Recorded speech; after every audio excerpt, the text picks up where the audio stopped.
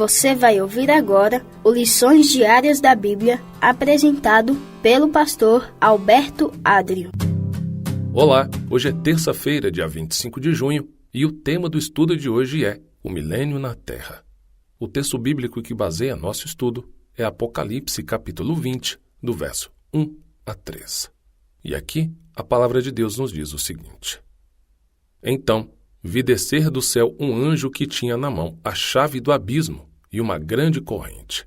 Ele segurou o dragão, a antiga serpente, que é o diabo, Satanás, e o prendeu por 1000 anos. Lançou-o no abismo, fechou-o e pôs selo sobre ele, e para que não mais enganasse as nações, até se completarem os 1000 anos. Depois disso, é necessário que ele seja solto por um pouco de tempo.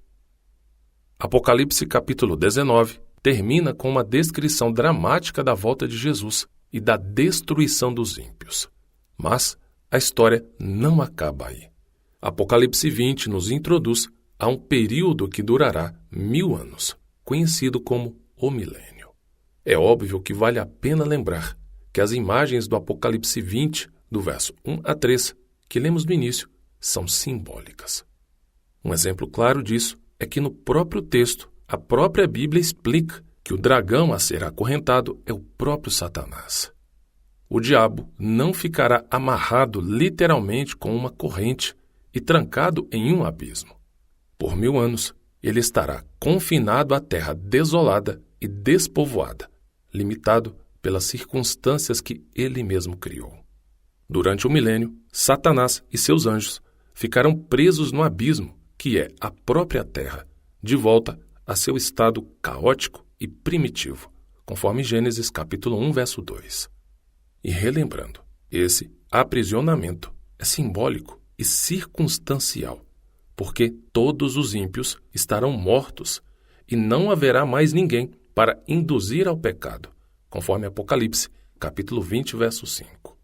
De acordo com Lucas 17, do verso 26 a 30, 2 Tessalonicenses capítulo 2, verso 8, Apocalipse 6, do verso 15 a 17, todas as pessoas que estiverem vivas no exato momento em que Jesus voltar e que não irão para o céu, serão consumidas pela manifestação gloriosa de Deus por ocasião da volta de Jesus. Já os filhos de Deus, tanto aqueles que morreram e que serão ressuscitados na volta de Cristo, e os que estiverem vivos nesse exato momento da volta de Cristo, todos serão levados por Deus para viver os 1000 anos lá no céu. E é exatamente por isso que a terra estará completamente vazia. Aí entra a figura simbólica do abismo. Se todos os filhos de Deus estão lá no céu durante o milênio, se somente Satanás e os demônios ficarão aqui na terra e todos os seres humanos ímpios estarão mortos, Satanás ficará, portanto, nessa circunstância de aprisionamento. E vale lembrar que a palavra abismo é o termo usado na Septuaginta, que é a tradução grega do Antigo Testamento, para justamente descrever a terra na criação, como eu citei agora há pouco, em Gênesis capítulo 1, verso 2. Perceba, se o Apocalipse está usando exatamente a mesma palavra, abismo, que é usada em Gênesis para descrever o estado da terra antes da criação, isso tem relevância. A Bíblia descreve a terra desolada, não como uma caverna ou abismo em algum lugar do universo. O pecado e a destruição trazidos por Satanás, juntamente com o caos que precederá a volta de Cristo, tornará a terra uma massa escura e desorganizada, como era sua condição no início da criação. Recapitulando rapidamente aqui esses eventos finais que culminam com a volta de Cristo, a Bíblia diz dessa forma: Jesus volta, todos os filhos de Deus que estiverem mortos nesse exato momento de seu retorno, todos, desde Abel até o último que morreu, serão ressuscitados. E como diz a própria Bíblia, essa é a primeira ressurreição. Já os filhos de Deus que estiverem vivos no exato momento da volta de Cristo serão transformados. E todos, esses vivos que estarão no momento da volta de Cristo, todos os salvos ressuscitados de todas as eras, serão levados por Deus para viverem 1000 anos com Ele lá no céu. Já os ímpios que estiverem mortos no exato momento da volta de Cristo, como Apocalipse 20 ensina, permanecerão mortos. Os ímpios que estiverem vivos no exato momento da volta de Cristo morrerão com o brilho da volta do Senhor Jesus. E durante os 1000 anos em que Deus estará com os salvos no céu, a terra permanecerá vazia, deserta, com a única exceção que o Apocalipse diz claramente de ter aqui Satanás e seus demônios. Eles ficarão confinados aqui na terra durante esses 1000 anos. De acordo com Jeremias, capítulo 4, do versículo 23 ao 26, temos aqui a descrição de como será a situação do planeta Terra durante os 1000 anos, durante o tempo em que Lúcifer estará aqui, preso com os demônios. Aqui, o profeta Jeremias viu e descreveu a seguinte cena. Olhei para a terra, e eis que ela estava sem forma e vazia. Olhei para os céus, e eles não tinham luz. Olhei para os montes, e eis que tremiam, e todas as colinas estremeciam.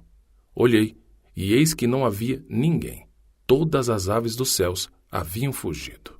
Olhei ainda, e eis que a terra fértil era um deserto, e todas as suas cidades estavam derrubadas em ruínas diante do Senhor, diante do furor da sua ira. Já o profeta Isaías, no capítulo 24, nos versos 1, 3 e 5, descreve da seguinte forma a situação da terra durante o milênio. Eis que o Senhor vai devastar e desolar a terra, vai transtornar a sua superfície e dispersar os seus moradores. Agora, o verso 3. A terra será completamente devastada e totalmente saqueada, porque o Senhor é quem proferiu essa palavra. E o verso 5. A terra está contaminada por causa dos seus moradores, porque transgridem as leis, violam os estatutos e quebram a aliança eterna. Os profetas enfatizam a destruição que ocorrerá na segunda vinda de Jesus e que ninguém será deixado vivo na terra no período de 1000 anos. Satanás e seus anjos serão deixados para contemplar os estragos causados por sua rebelião.